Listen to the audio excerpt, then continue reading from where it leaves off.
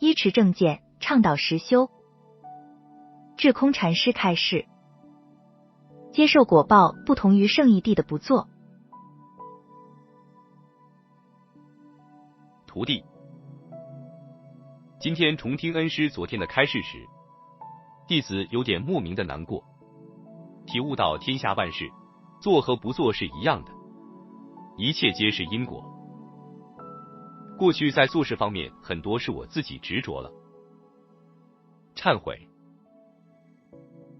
智空禅师开示：如果你真正的了解佛陀教法里的不做，那就对了。如果你了解的有误，变成什么也不做，那就错了。至于到底对还是错，它的根源是在这里。明白诸佛所说的本自圆成，或者不动，或者不二，或者不做，或者不生不灭等等，这都是在证入圣义谛之后所明白的，所觉受的。这是我们在实修的时候所应该秉持的一种正见。这个不做，并不排斥在世俗地纷繁复杂的变化状态中，我们随缘展示自己慈悲的运作能力。也就是说，了知万法本不生，亦不妨碍修福慧。所以我一直在讲古语说，高高山顶立，深深海底行。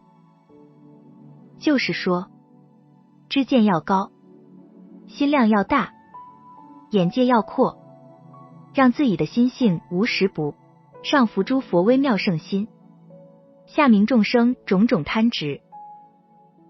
实际呢，我们在做事的时候，只是不随众生恶业缠绕而已，不执着幻化循环而已，并不等于不做，还是需要随缘应对的。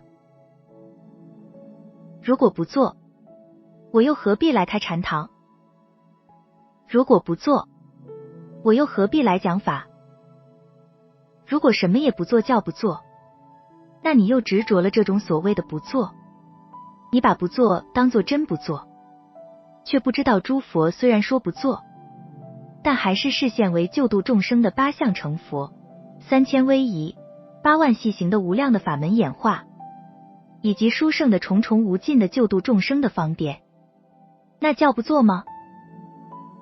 所以圣义谛教不做，世俗谛教随缘不变，不变随缘。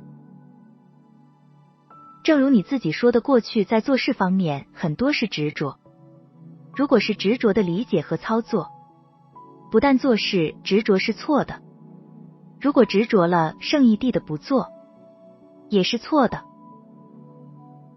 我希望你用智慧体会我的话，因为圣义谛也是一个指导方向。正入后，绝思忘虑，超语言相。如果你执着这个自性之相，那又执着在相上，也是不对的。以上这一点甚深细微，很多人会错解圣义谛所谓的不生不灭、不为不作、不动等等，这些绝对不是世俗谛上所理解的什么也不干。世俗的人还是要多多历练，需要在因果的角度还债，通过纷繁的事情而了知万法的幻化，从而消除粗分的见思惑，以及尘沙烦恼、习气等等，这都需要历练消除。不经一番寒彻骨，哪有梅花扑鼻香？